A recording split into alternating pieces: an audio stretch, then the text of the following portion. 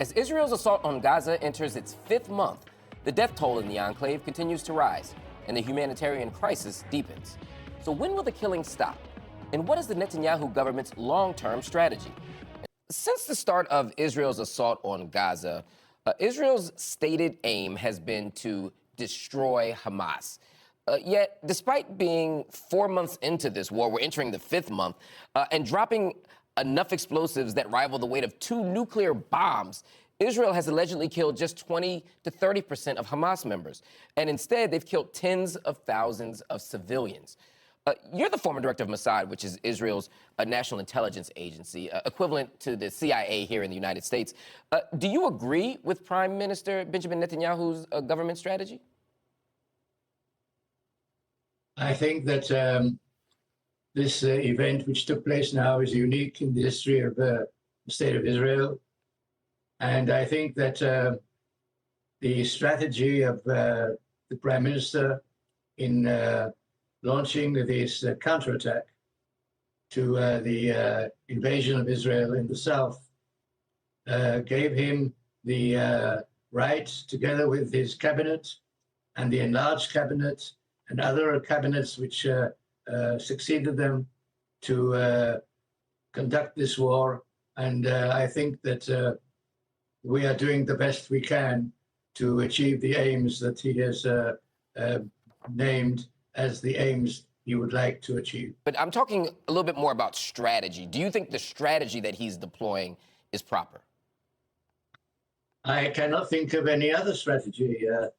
After we were invaded on a Saturday morning a few months ago, and after suffering the deaths of well over 1,000 people, I cannot imagine any other strategy except to counterattack and to try and to get maximum destruction of our enemy. The problem I think that many people have is that it's not just the enemy that's being destroyed, and that the counterattack ostensibly against Hamas has had far more of a devastating impact on the civilians. Again, only 20 to 30% of Hamas members have been killed, and yet tens of thousands of civilians have been killed. 1% of the overall child population in Gaza has been killed since October 7th. Mothers, children, they make up 2/3 of the population killed. Is this entirely unavoidable? If you're talking about proportionality, I think we have to start at the beginning. If you remember that there was an invasion of Israel on one morning, in which within a few hours we lost a 4-figure number of civilians, not necessarily military people. Yes, 1 or 2 of the places that were attacked were military installations, but basically it was attack against civilians who were enjoying a holiday, civilians who were in one place having a big musical festival for the youth of the country. And I think that the retaliation has been the retaliation which could not be avoided. So the law of proportionality doesn't mean that if someone commits a war crime by killing women and children, innocent civilians, etc., that then the person who was hit can then retaliate by hitting the other person's women and children. That's not what proportionality involves. If we begin from the premise that what Hamas did on October 7th was a war crime, which we do, I'm stipulating that at the beginning of this conversation, how do we then, again, justify tens of thousands of innocent people being killed? I mean, this, again, seems avoidable, so why do it? The people who are being killed are not necessarily civilians. In order to get at the Hamas forces, it was necessary to attack installations and underground systems where there was a mixture of both people who were part of the forces of the Hamas, the military forces of Hamas, and part of them civilians. It was not possible in this situation to separate the one from the other. And whether there has been a the crime of one kind or another that you are trying to describe will probably be one day discussed in the proper courts of justice.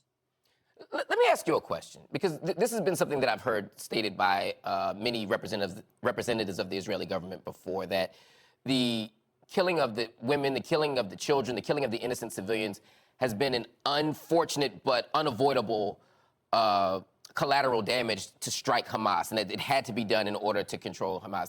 That's the position you're essentially taking, correct? Correct. If those had been Israeli children in those hospitals and schools and churches and mosques, would you have done the same thing? I think that, unfortunately, in the first hours of the war, which was launched against Israel, in which the target were not military installations and not military camps, but civilian towns and villages, I think that the fact of the matter is that we had no option but to counterattack. Right, but sir, respectfully, sir, you haven't answered my question. If those had been Israeli children in those same hospitals that allegedly had Hamas installations in schools and in camps, if Israeli children and Israeli civilians had been in those very same places instead of Palestinian civilians, would you have done the same thing? I think that's a hypothetical question which I cannot answer. And I think but if it's unavoidable, why can't you answer it if it's unavoidable? If you're saying that this had to be done, that we regret killing Palestinian civilians, but it had to be done to control Hamas, it's the only option we had, why would the options open up if suddenly there were Israeli children there? Wouldn't it be the exact same thing? Unless you're saying that Israeli children are worth more. I agree with you that probably as a result of the nature of the war which broke out, there were civilians who died, including people who were non-combatants. I myself have been the participant in one way or another, either as a child when I was in World War II, and after that in the War of Independence of Israel, and successive wars that Israel had to fight for its existence and independence. And unfortunately, in times of war, it's very difficult to try and to separate the civilian population from the armed population. Fair enough. But if I'm understanding your response correctly, though, you're saying it's harder to do that when they're Palestinian children, because, again, you conceded that it was unavoidable when it's Palestinians. When it's not Palestinians, maybe we could rethink the strategy. But let me move on, because as we said, Israel has killed over 27,000 Palestinians in Gaza, over 10,000 of whom were infants and children, and they've wounded 66,000 people. The UN's humanitarian office accused Israeli authorities of systematically denying it access to northern Gaza to deliver aid, and it effectively hindered their operations, they say. The head of the World Food Program stated, people in Gaza risk dying of hunger just miles from trucks filled with food. We're seeing reports of countless children who have faced amputations without anesthesia. On average, 10 children are losing their legs every day. And now the UN's top court has ordered Israel to prevent death, to prevent destruction, to prevent any acts of genocide in Gaza. With all of that in the backdrop, is it fair to say that Israel is not doing enough to protect civilians? I think that Israel is doing its best not to attack the civilians. I think that Hamas is intentionally creating situations which make the attack against civilians unavoidable. And I think also, if you mentioned the International Court of Justice, there has been a hearing which took place a couple of weeks ago, and the court did not decide that Israel was committing any act of illegality in what it was doing.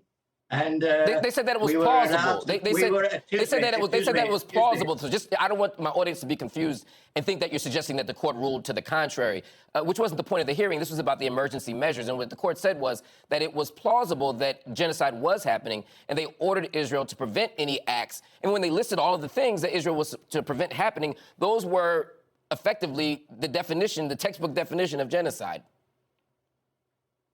I don't think so. I don't think this is You don't think so about what? No, the court, that's not a matter of opinion. Excuse me, sir. I don't accept the way you are framing what is happening. I think that what has actually happened is totally different than what you have just now described. I said that the court said that it was plausible that genocide was happening in Gaza by the Israeli government, and that it was ordered to prevent such matters. And when it listed the specific things that Israel was to prevent doing, those things were the items that define genocide in international law. Which part of what I said was untrue? Look, if you want to start listing how the two sides have performed what they've been doing, I think you should go according to the sequence of affairs. I think that raping women and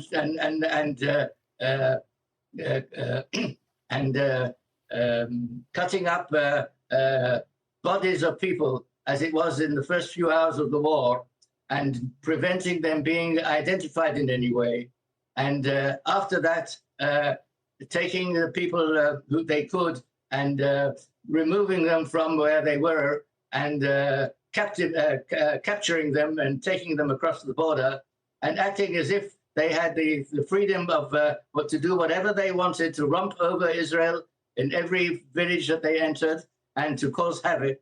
I think it is one has to see the both sides of what is happening, and not just the simple description of yours of what happened to the Gaza population. I myself am very upset that the Gaza population has suffered so much. And I also am upset that the leaders of Gaza today are considering to continue their war and not to seek a ceasefire, which would ultimately, in one way or another, enable the hostages on both sides to be returned. I think that what you are trying to do is to place the blame on what has happened on Israel. We did not begin this war. We did not launch this war. We did not spend hours in attacking people and carving up their bodies. We did not rape people. We didn't do all these things. And I think that this has to be mentioned and put in clear form. Would it be an accurate representation of your position then to say that because Hamas allegedly did the things that you're claiming they did, that Israel's response is warranted even if it also contravenes international law? Is that a fair representation? No, I don't think that we have acted against international law. We have a legal system, a military legal system, and if acts are being carried out which are against the rules of combat in international law, then this will be probably examined in due course. But I think that this is not the case, and I don't think that this should be necessarily the main issue that we should be discussing this evening. I think what we should try and find out is how to put an end to this war and how to bring about a reconciliation, and moreover, above all, to release those who were captive and have been dragged across the border and are now dying in the dungeons in Gaza. So obviously, I want to hold everyone accountable for what they do, but I also, to your point, want to talk about, to use your word, reconciliation. I want to talk about peace. I want to talk about ceasefires. You've talked in the past about Israel and Hamas having dialogue, having a kind of, to quote you, a kind of mutual existence. You also said in 2016 on this very show that you have to, quote, talk to your enemies. What would a dialogue now between Israel and Hamas look like? I, unfortunately, cannot imagine today a dialogue between Israel and Hamas. I, for many years, advocated this. And I know that at one time there were serious attempts by the Hamas leaders as well to try and get a dialogue going, especially sometime around between 2005 and 2010. And I think the Hamas at that time was also interested in finding maybe United States support for an effort to bring about a reconciliation between Israel and the Hamas. But this didn't work out that way. And unfortunately, instead of that, every few years, Hamas launched an attack against Israel. We had suffered casualties. We had one case, we had a soldier who was taken across the border and spent 5 to 6 years in a jail of the Hamas in Gaza. He was later he was repatriated. One soldier against over 1,000 Palestinians who were in Israeli prisons, including Yahya Sinwar, who was in an Israeli prison, and he was repatriated amongst with all the leaders who later became the leaders of subsequent attacks against Israel. If dialogue isn't possible, if you feel that Hamas is in a place ideologically or politically where they're not looking for peace or reconciliation, then how do you imagine getting the hostages back who you've been talking about? How do you imagine those families, receiving their loved ones once again? What do you do? And has Netanyahu done enough to make it happen? I think there has been an effort over the past few weeks, more than a few weeks, to get a dialogue going and to find ways and means of repatriating prisoners on both sides of the divide between us and Hamas. And I think that they are not concerned so much as to get back the prisoners that they have lost, and they are not inclined to release the captives and the hostages that they have.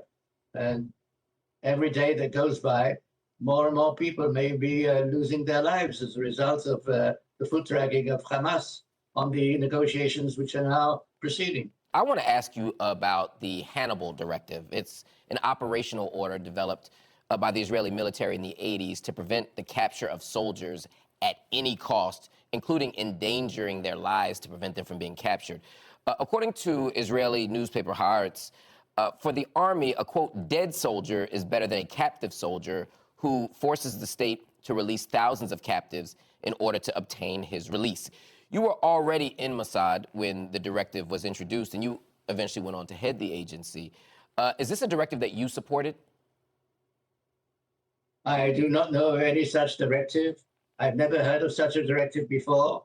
And with all due respect to you, I question the sincerity of this particular item that you have on your desk. When you say you've never heard of such a directive, you've heard of the Hannibal Directive. You're saying that you weren't given that directive. Is that what you're saying? No, I'm not saying I don't know of the existence of such a directive. Okay. Other people who have been in the military have talked about the directive. They've said that they have seen it employed. They've said that they've seen it canceled. All of these people who are discussing the Hannibal Directive, what do you make of it? You're talking about an item of which I am totally ignorant. I'm terribly sorry. I would be very happy to accommodate you, but I cannot follow this line of your discussion with me because I am not familiar with what you're talking about.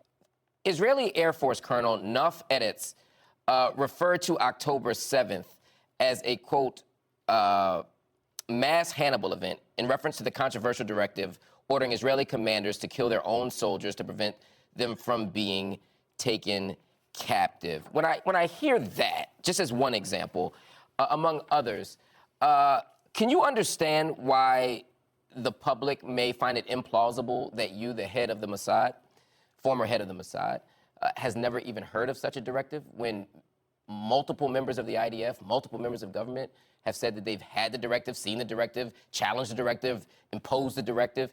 Can you see why that might be implausible to people? I've never seen any mention of what you've been saying just now. I've not seen it in any item in the press. I've never been involved myself in discussions of this kind. And I don't believe that this item is a verified item. And I don't feel it possible to discuss this with you because I am ignorant as to the entire list of points and discussions that you have just now described. Okay. I mean, it's entirely possible then that an entire directive was happening in the military and in your organization about which you had no knowledge. I mean, I guess that's possible. It seems, again, implausible, but I'll move on. Another issue I'd like to touch on is the potential of a regional war. In the last few weeks, the U.S. launched airstrikes into Syria and Iraq after an Iranian-backed group claimed an attack on a U.S. outpost in Jordan. Fighting between Hezbollah and Israel has continued along your country's northern border. The U.S. and the U.K. have also been launching strikes against Houthi targets in Yemen in response to Houthi attacks against international shipping. How big is the risk of a larger war in the Middle East right now? I think there is a danger of a larger war in the Middle East. I don't want to belittle it, but I believe that those who would be potential participants in such a war are not keen to allow such a war to break out. And when I say that, I include also Iran, which in the past and even today is considered one of the most important and the most dangerous enemies of ours. I do not see Iran anxious to enter a war at this stage in the Middle East. And I don't imagine any other of the parties, including, by the way, the Hezbollah forces in the north, who have been attacking various targets in the north of the country, but they have not moved beyond a certain level of war. And I believe also they are not interested in increasing the propensity for a war to break out. So my feeling is, my estimate is that there will not be a major breakout of a regional war in the Middle East in the immediate future. Before you go, you recently stated that there are many people in Prime Minister Netanyahu's party who have reached a conclusion that it's very dangerous to allow him to stay in power for any long period of time. You said, quote, "Let's imagine we win the war and Mr. Netanyahu will get up and say, 'I won the war.' Maybe it's true he won the war, but what will people say the day after?" And my question to you is exactly that. What will people say about Prime Minister Benjamin Netanyahu in the aftermath of all of this? Well, this is a matter of internal politics in Israel. And various people have their views on the future of Israel and the future of the government of Israel. I, for one, are one of the people who believe that the time has come for a change in the leadership in Israel. And I assume that there is a possibility that this will come about. But I don't think that this will influence the war against Hamas between Israel and Hamas at the moment, because that is a matter of national acceptance. And the present war cabinet has in it members not only of the government coalition, but also people outside the coalition. So I believe that on this, I think the chances of a major additional war in the Middle East are not very high.